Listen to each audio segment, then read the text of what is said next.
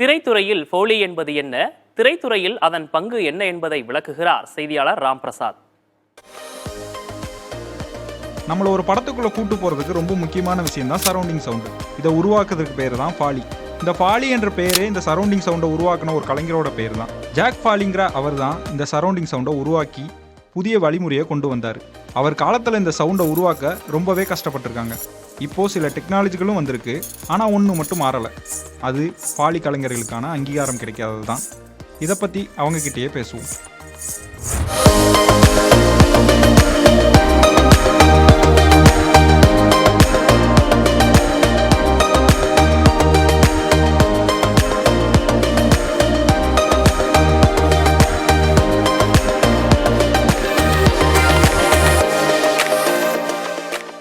ஒரு திரைப்படம் எடுக்கிறதுக்கு பல டிபார்ட்மெண்ட் அது பின்னாடி வேலை பார்க்கும். அதில் முக்கியமான ஒரு டிபார்ட்மெண்ட் தான் ஃபாலி. சின்ன சின்ன சவுண்டுக்கு கூட நம்ம இப்போ மைன்யூட்டாக கேட்குறோன்னா அதுக்கு காரணம் ஃபாலி தான். இன்றைக்கி நம்ம என்ன பார்க்க போகிறோம்னா, ஃபாலினா என்ன, அது எப்படி பயன்படுது, அதை எப்படி சினிமாக்குள்ளே கொண்டு வந்தாங்க அப்படிங்கிறத நம்ம பார்க்க போகிறோம்.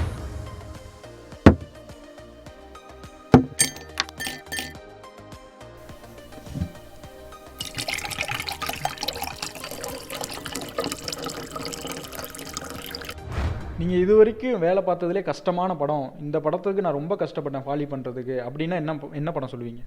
என்ன படம்னா ஒரு பாலாசார் படம் சொல்லுவேன். ஃபுல்லாக நந்தாலேருந்து ஃபுல்லாக நாச்சா வரைக்கும் ஃபுல்லாக ஒரு படம்னா கொஞ்சம் டைட்டாக இருக்கும்.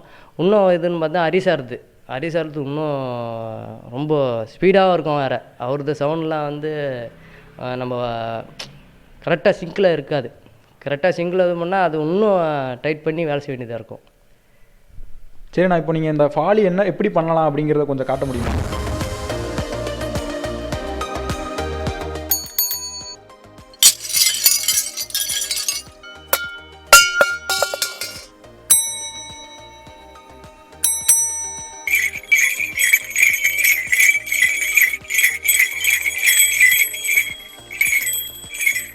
இந்த மாதிரி இப்போ மாடுக்கு தனியாக சவுண்டு பண்ணுறீங்க, இந்த மாதிரி எல்லா மிருகத்துக்குமே நீங்கள் சவுண்டு பண்ணுவீங்களா?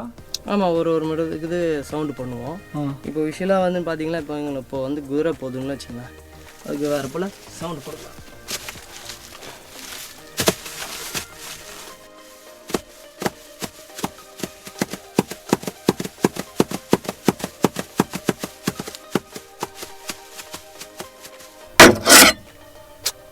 அப்புறம் வேணாம், ரொம்ப விஷுவலில் பெருசாக இருக்கும்.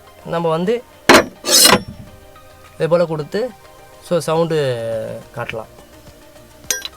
வேறு வந்து இப்போ என்னென்னா, இப்போ வீட்டு டோர்லாம் இருக்குது, இந்த டோரு மூடுறது திறக்கிறதுலாம் பார்த்திங்கன்னா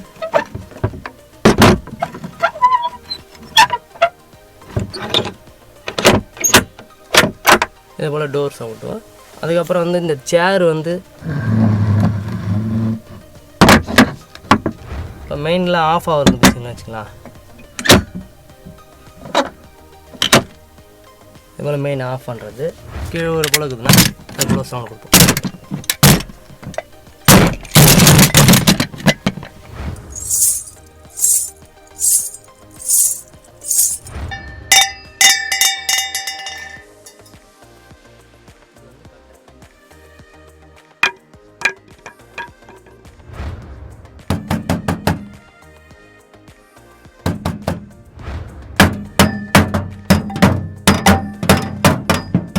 நம்ம ஃபாலி அப்படின்னு யோசிக்கும் போது இந்த ஒரு பெரிய படமோ இல்லை சின்ன படமோ எது வந்தாலுமே மியூசிக் டைரக்டருக்கு தான் அந்த கிரெடிட்லாம் போகும். ஆமாப்பா, இவர் தான் சவுண்டெல்லாம் மைன்யூட்டாக பண்ணியிருக்காரு அப்படிங்கிற கிரெடிட்லாம் போகும். அது உங்களை எந்த அளவுக்கு பாதிச்சிருக்கு? அது பாதிப்புன்றது ஒரு பக்கம் இருந்தாலும் சரி, இது வந்து மக்களுக்கு தெரியாது, அது ஆடியன்ஸுக்கு தெரியாது. நம்ம அது வந்து என்ன சொல்கிறதுனா, இந்த ஆடியன்ஸ் தெரிகிற போல் அது வந்து விழிப்புணர்வு கொண்டு போகணும். அது கொண்டு போகிற விஷயம் வந்துன்னா டேரக்டர் அண்ட் ப்ரொடியூசர்கிட்ட தான் இருக்குது. ஏன்னா நம்மக்கிட்ட கிடையாது. ஏன்னா அவங்களும் அந்த அப்புறம் இப்போ படம் முடிஞ்சிடும்னா நம்மளுக்கு விஷுவலாக போட்டு காட்டுறாங்க பார்த்தீங்களா, அதெல்லாம் காட்டுவாங்க. இப்போ ஃபைட் மாஸ்டர் காட்டுவாங்க. ஸோ மியூசிக் இதில் வந்து இப்போ இது பண்ணுவாங்க. ஸோ அவங்க பாட்டு பண்ணால் அது காட்டுவாங்க. இப்போ நம்ம இதில் காட்டுறது கிடையாது. இப்போ இதை போல் வந்து ஃபாலி வந்து இதை போல் பண்ணுறாங்க, ஸோ இவ்வளோ கஷ்டப்படுறாங்க அப்படி வந்து விஷுவலாக காட்டணும். ஸோ டைரக்டரும் அண்டு ப்ரொடியூசரும் காமிச்சாங்கன்னா கொஞ்சம் மக்களுக்கும் புரியும், ஆடியன்ஸுக்கும் புரியும். கேட்ச் பிடிக்கிறதுனா இது வந்து ஹேண்ட் கேப் சவுண்ட். இது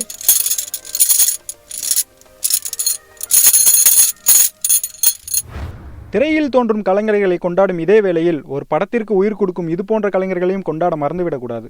புதிய தலைமுறைக்காக ஒளிப்பதிவாளர் இர்ஃபானுடன் செய்தியாளர் ராம்.